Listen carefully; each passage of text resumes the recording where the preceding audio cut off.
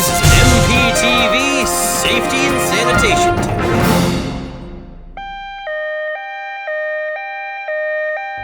Hello everyone, and welcome back to another episode of MPTV Safety and Sanitation Tips.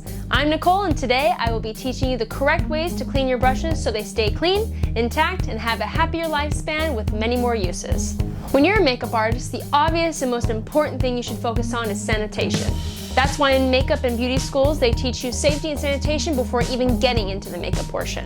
Like I mentioned in the last video, there are 3 ways to clean your brushes. First, with brush cleaner. Second, with 99% isopropyl alcohol. And finally, with a brush shampoo. Using brush cleaner is the most preferred choice in the industry. However, to save time without cutting corners and compromising hygiene, isopropyl alcohol is the next best thing. There are pros and cons to using this method. The pros consist of saving time with how quick drying it is, and it's 99% disinfecting.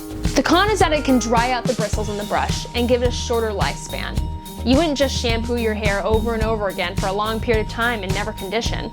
So why would you do that to your brushes? It can also not completely get all the residue out of your brushes, especially if you use heavier makeups. The third and final method is using brush shampoo to clean your brushes.